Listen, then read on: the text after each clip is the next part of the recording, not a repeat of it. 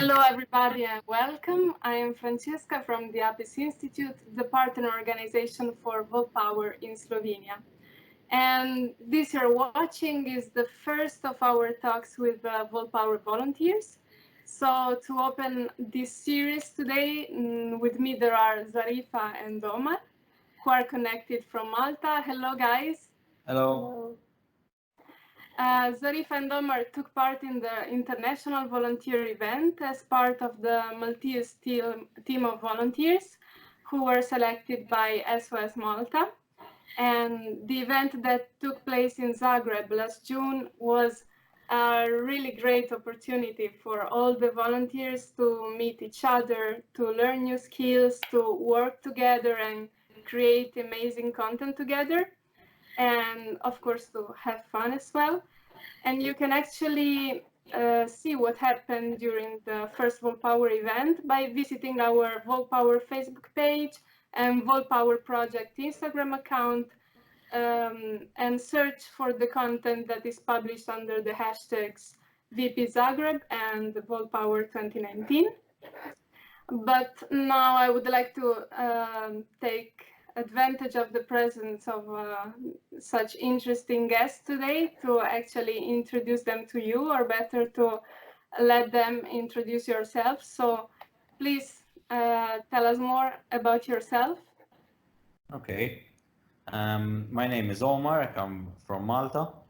I am speaking from a small village called Gżira. I am half Maltese, half Syrian, because my father comes from Damascus in Syria, while my mother comes from a town here called Santa Venera. I am a social worker by profession, and I'm currently in my final year of my master's in access to education.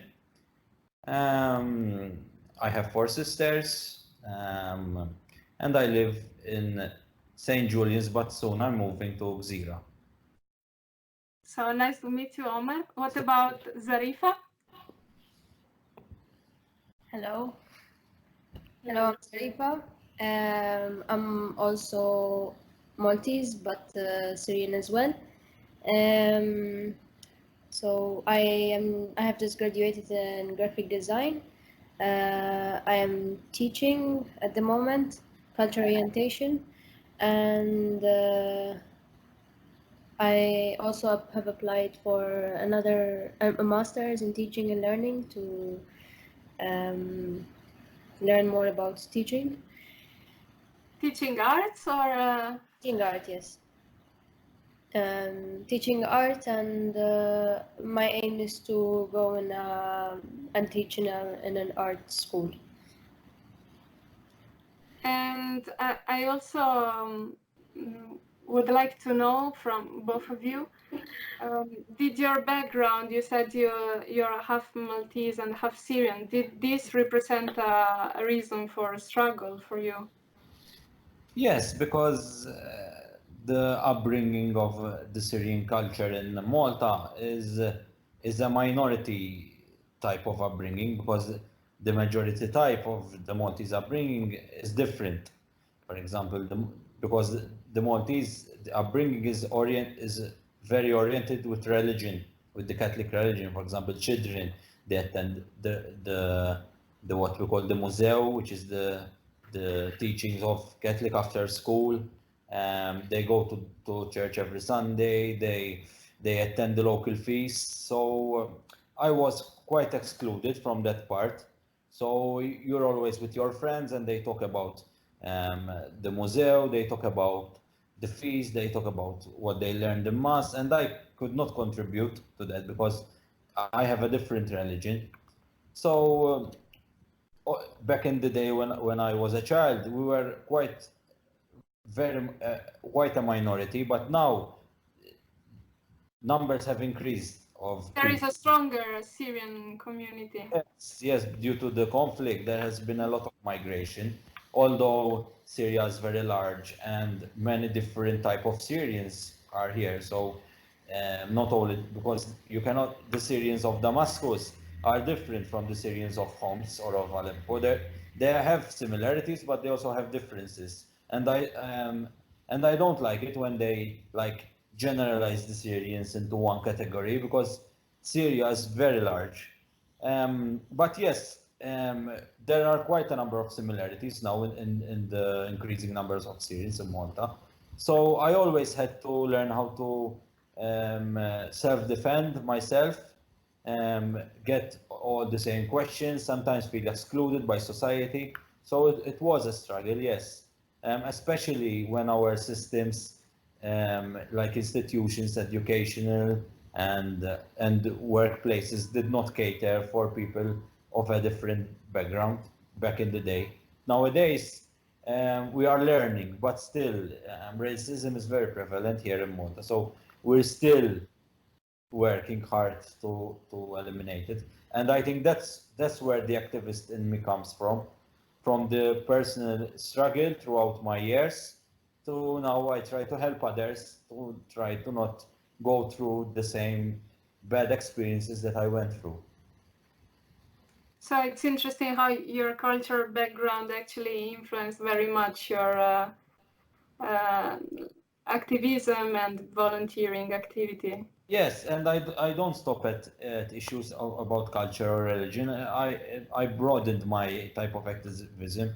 I feel that I feel the need to be an activist towards the environment, for example, because I have a son and I want to leave a better environment for him when I pass. So once you start being an activist, you, I don't feel like I can stop, because you know, once you're an activist, you're an activist. If you stop, you like betray yourself and your principles. Sometimes some activists that are very vociferous, that they speak very loud in society. You know, when the entities don't like them, they employ them. For example, they employed, if someone, let's say, is an activist in the environment sector. So the Ministry for the Environment employs them and they have to shut up. They can't speak against their employer. So I feel that I cannot be bought by any ministry or anyone. So I prefer to be autonomous. And what about Zarifa? I know that you also actually struggle defining yourself as part of a specific community. How did this influence your perception? Okay, I don't like to use the word struggle. I call it more growth rather than struggle, because I learned from both cultures, the positive and the negative parts. Well, I learned how to coexist with both cultures, the Syrian and the Maltese, after several years. Well, now it's not that hard for me, but in the past it was very hard, because well, for a woman to be a Muslim in a Christian culture wasn't the norm, and it was a bit challenging. But I found support from a lot of Maltese friends. In fact, the majority of my friends are Maltese. But the culture clash has always been there, especially at home. But sometimes it was hard to deal with a huge culture clash between parents and relatives.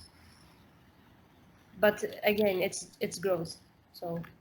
And you also said that it was in the past, but now you can actually appreciate this as a factor of growth. Can I ask, how did this awareness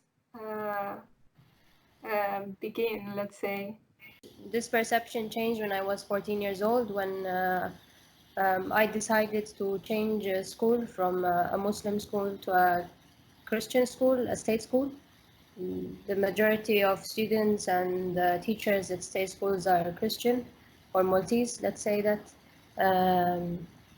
So it's from there where I learned that it's a growing process. It's a process which I have to go through, of course, because I belong to two cultures then again, but it's not only me who grew with this experience, but also my friends and the teachers who taught me in the schools. How did you start volunteering? Okay. I started volunteering with badminton. I used to coach for about 7 months in the Muslim school I used to go to. It was something new for the students because it was the first time a Muslim PE teacher, which is a female, comes to teach them. But then again, the reaction was really nice, and at the end, it was a very satisfying experience. Then I continued volunteering with Syrian kids and also migrants, teaching them Maltese and English, the national languages of Malta. Then I went to Lebanon, and I taught English, but I also mostly focused more on art therapy, because the students or the children there, well, half of them were not students at all. They just I just went to the camps with a group of other Maltese volunteers and decided to do art therapy with them there, because we felt that they need something different than teaching, because teaching has to be continuous, but in our case it was not going to be continuous, so we just offered therapy instead, since we had to leave. What did you notice? Well, from I think the children's side, I think it was a bit of a relieving experience for them. Perhaps they managed to express themselves to a foreigner rather than the family who has the same problems, but the foreigners don't have the same problems. So it was like letting it out, letting it all out for them, but also exploring their creative side. They don't have materials or anything to do such things, so we provided that. And what about Omar's first experience in volunteering? Well, my first experiences in volunteering started within my community. So I started volunteering as a young child in my local village that I used to live in what we call in Malta the local band clubs. We used to have like a small committee that did fundraising events. For example, discos, car washes, sometimes dinners, so that we raise money to contribute towards our local feast. For example, the director of the band club would say, listen, we need €2,000 in order to buy a special umbrella for the feast. So we would do these fundraising events, and we were quite professional because we were very organized, and we were kids like 14 years, 15 years, 13 years. So we were called the youth committee. And we used to reach our targets because the people in the village loved the feast, so they would really contribute towards our ideas. And then I moved on to volunteer in the football section. I used to coach the young kids for free, just to learn and have fun with them, to avoid some expenses for the football club. And then once I started studying and went into the field of social work, I broadened my volunteering towards activism and fighting social injustice, with special attention to fighting racism. And in your experience, how can volunteering benefit the communities you are part of? Well, volunteering can have quite a number of benefits. First of all, you feel that you feel belonged to a part of a group. You feel you have a motive. Okay, you get motivated to do something, because most of the time you can volunteer alone, but most of the time you are part of a group of volunteers that You have a specific target and you try to reach it. For example, fundraise €1,000 or help this family get access to their rights. So it motivates you. It gives you So like it's like there's an empowerment. yes, yes. You empower yourself and you try and empower others. And that is what makes it very volunteering very interesting. And what about Zarifa? I know that your volunteering is very much related to the artistic field. And how can arts contribute to social engagement? How do you think arts can raise awareness? Okay, so basically art is not something you write. Well, it can be something you write, like poetry or prose, but it's also something a line can be art or a way of expression as well. So this is what I do. I illustrate by means of lines and color as well, and I express my ideas and ideologies in one illustration, and that's how the public gets my message, by just simply looking at it for a couple of seconds. And what are the illustrations about? The majority are about daily experiences and the fact that I don't agree with the infrastructure that is going on around Malta, and how we are dealing with the environment and such. So it's basically just dealing with the environment. And I also sometimes, when something happens or I feel that something bad is happening around the islands, I illustrate about it, such as migrants on sea, for example. Yeah. And do you think this can have an impact? It can have an impact in some minds, but not the leaders. What did you find out, for example, in your experience?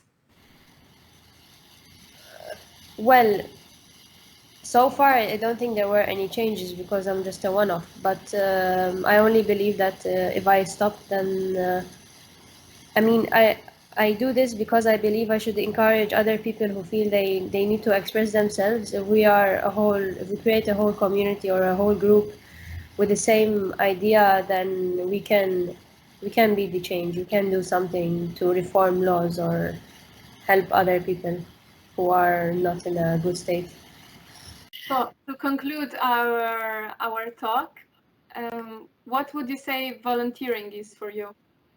Okay, I would say if volunteering doesn't exist in this world, then we would become all materialists being. We would only work for money, basically. But since volunteering will be always existing, that means there is always some sort of soul running around us. So, and that shows that we are at the end humble beings, whoever is volunteering and intends to do something good without expecting anything back. And do you agree, Omar? Yes, because I believe that once you start expecting something back, especially monetary payback, the scope of volunteering is lost. So I believe that in order for volunteering to be successful, you have to do something without expecting something back, something tangible, I mean. So I wanted to thank you guys for being with us today, and also for offering us such a perfect conclusion for this live talk. Yes, thank you. And so we've reached the end of our talk, and follow us on Facebook, Instagram, Twitter, and on our website, where you can find all the amazing content that the Volpower volunteers are creating. Thank you for watching us. From Ljubljana and from Malta, this is all. See you soon. Bye. See you.